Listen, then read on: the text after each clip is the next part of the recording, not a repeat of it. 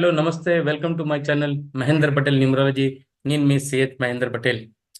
ఫిబ్రవరి మంత్లో పెళ్లిళ్ళు జరిగినాయి, చాలా పెళ్లిళ్ళు చేశారు. ఫిబ్రవరి మంత్ అంతా పెళ్లి జరిగింది. కానీ సంఖ్యాశాస్త్ర ప్రకారం ఆ నెలల ఒకటో రెండో ముహూర్తాలే చాలా బాగున్నాయి, మిగతా అంతా కష్టాలతో కూడి ఉన్నదని సంఖ్యాశాస్త్రం చెప్తుంది. కానీ ఓకే, ఏ శాస్త్రం గెలుతుందో కానీ ఎవరికి ఎలా జరుగుతుందో కానీ ముందు ముందు చూస్తే మనకు అర్థమవుతుంది.